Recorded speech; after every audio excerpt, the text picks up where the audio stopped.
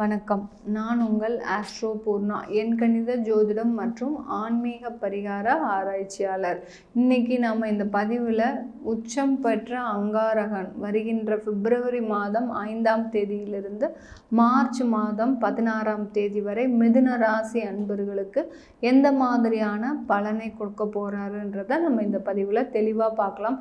அதற்கு முன்னாடி இந்த சேனலில் நீங்கள் முறையாக பார்க்குறீங்கன்னா சப்ஸ்கிரைப் பண்ணிக்கோங்க. சப்ஸ்கிரைப் பண்ணாதான் என்னுடைய அடுத்தடுத்த ஜோதிட பதிவுகள், அடுத்த ஆன்மீக தகவல்கள், உங்கள் ராசிக்கு உண்டான விளக்கங்கள், எந்த மாதிரி இந்த ராசி அன்பர்கள் வாழ்க்கையில் பிரச்சனையை சந்திக்கிறாங்க, எதனால சந்திக்கிறாங்க அப்படின்ற ஒவ்வொரு தகவலும் இந்த ஒவ்வொரு பதிவுலையும் இருக்கும். அதனால் இந்த பதிவை ஸ்கிப் பண்ணாமல் கடைசி வரைக்கும் பாருங்கள். சப்ஸ்கிரைப் பண்ணாதவங்க சப்ஸ்கிரைப் பண்ணிக்கோங்க. பெல் பட்டனில் ஆல் ஆப்ஷன் சூஸ் பண்ணிக்கோங்க. மிதுன ராசி அன்பர்கள் எல்லா இடத்துலையும் சிறந்து விளங்குபவர்கள். மிதுன ராசிக்கு அன்பர்களுக்கு இருக்கக்கூடிய அறிவு திறமைக்கு யாராலையுமே ஈடுகட்ட முடியாது. அந்த அளவிற்கு ஒரு திறமை இருந்தால் பரவாயில்ல, எல்லா திறமைகளையும் பெற்றவர்கள் இந்த மிதுன ராசி அன்பர்கள்.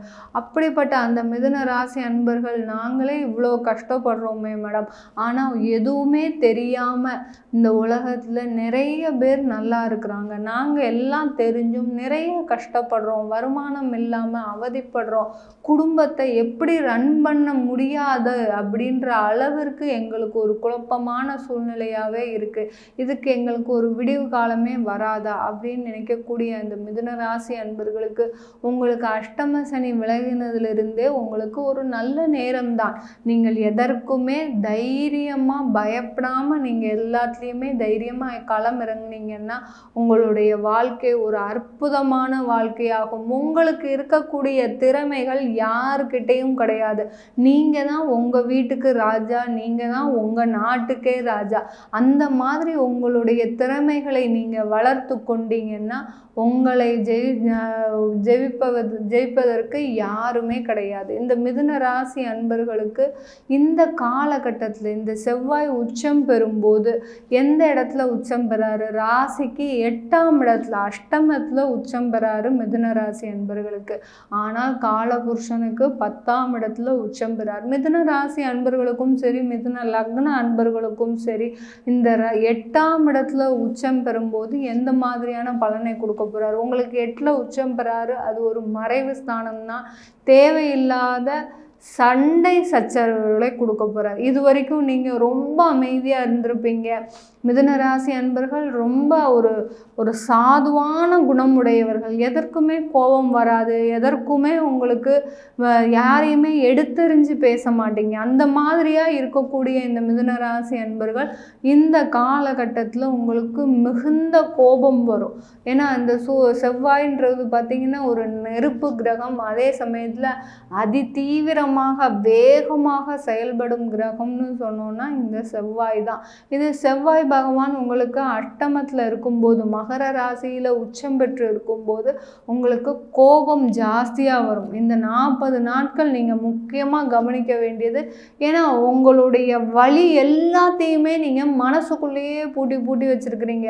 தொழில்னால அவமானப்பட்டீங்க, சரி தொழில் வேண்டாம் அப்படின்னு சொல்லிட்டு வேலைக்கு வந்தோம், வேலையிலையும் பிரச்சனையாக இருக்கு, அந்த வேலையை கான்சன்ட்ரேஷனோடு செய்ய முடியல உங்களால், அடுத்து அந்த வேலையில் வருமானம் இல்லை, அடுத்து குடும்பம்னு ஒன்று இருக்குது, அந்த குடும்பத்தை கவனிக்கணும், குழந்தைகளை படிக்க, எப்படி உங்களுடைய ஒவ்வொரு விஷயத்தையும் மனசுக்குள்ளே பூட்டி வச்சு உங்களுடைய ஒரு மனமாகப்பட்டது ஒரு கனமாக இருக்குது.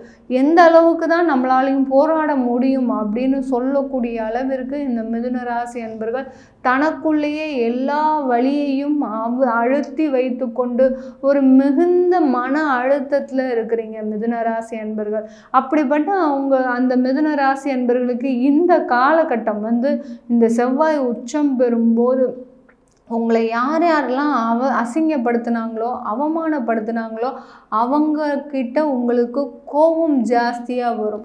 நான் இன்னைக்கு முன்னேறி இருக்கிறேன் பாரு, என் முன்னாடி நின்று பாருங்க, நான் யாருன்றதை உங்களுக்கு காமிக்கிறேன் அப்படின்ற ஒரு கர்வம் உங்களுக்கு தலை தூக்கி நிற்கக்கூடிய காலம் இந்த மிதுன ராசி அன்பர்களுக்கு. ஏன்னா உங்களுக்கு கடந்த வருடத்தில் இருந்த அந்த பிரச்சனைகள் எல்லாமே விலகி கொண்டே வருது. தொழிலையும் சரி, வேலையிலையும் சரி, குடும்பத்திலையும் சரி, அந்த தொழிலில் இருக்கக்கூடிய நஷ்டம் எவ்வளவோ பிரச்சனையை தாண்டி வந்து இன்னைக்கு உங்களுக்கு ஒரு 50 லட்சம் ரூபாய் கடனாக இருக்கப்பட்டது உங்களுக்கு 20 லட்சம் ரூபாய்க்கு கொண்டு வந்திருக்கிறீங்கன்னா அதற்கு உங்களுடைய உழைப்பும் உங்களுடைய விடாமுயற்சியும் தான் முக்கியமான காரணம் சொல்றது.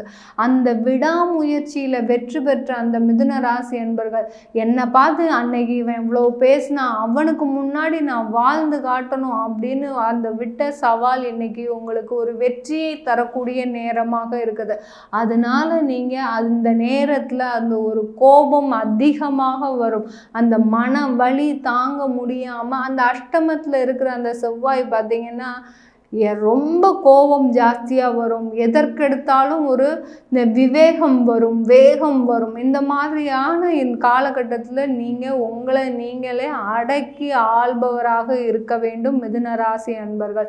இதில் ஒரு நல்ல செய்தி என்னன்னா, இந்த மிதுன ராசி அன்பர்களுக்கு இந்த செவ்வாய் பகவான் தன்னுடைய பார்வையாக மேஷ ராசியை பார்க்கிறார். மிதுன ராசி அன்பர்களுக்கு 11ஆம் இடமான மேஷ ராசியை பார்க்கிறார்.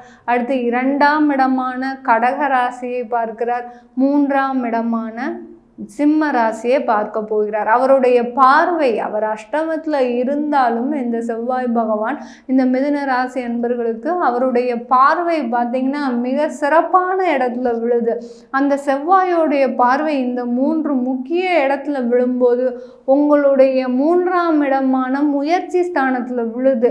நீங்கள் எந்த அளவுக்கு விடாமுயற்சியோடு செயல்படுறீங்களோ அந்த அளவுக்கு அந்த முயற்சியாகப்பட்டது உங்களுடைய தெய்வ ரூபம் உங்களுடைய அருள் கடாட்சம் மூலமாக எந்த அளவுக்கு அந்த முருகனை வேண்டி நீங்கள் தவம் இருந்தீங்கன்னு தான் சொல்லணும். கடந்த காலத்துலலாம் என்னுடைய வழியை நீ தாங்கி கொள்ளு அப்படின்னு சொல்லிட்டு அவரே சரணாகதி, நீங்கள் அந்த சரணாகதி அடைஞ்சதுனால இந்த காலகட்டத்தில் உங்களுக்கு முருகரே வந்து அந்த ஒரு மிகப்பெரிய ஒரு அளவுக்கு அந்த முயற்சிக்கு வெற்றியை கொடுக்க போகிறார். எந்த அளவுக்கு நீங்கள் பொறுமையாக இருந்திருந்தீங்கன்னா இந்த அளவு நீங்கள் அந்த முயற்சியில் வெற்றி பெற போகிறீங்கன்றது ஒரு சிறந்த ஒரு சாதாரணமான விஷயம் இல்லை இந்த மிதுன ராசி அன்பர்களுக்கு.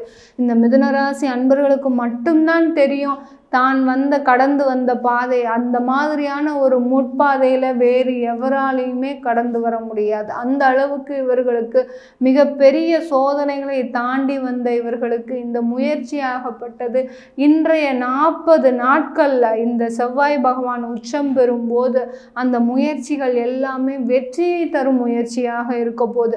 ஆனால் அந்த இடத்துல நீங்கள் கவனிக்க வேண்டிய விஷயம் என்னென்னா, உங்கள் முயற்சி ஒரு நல்லதை தரக்கூடிய ஒரு முயற்சியாக இருக்கணும்.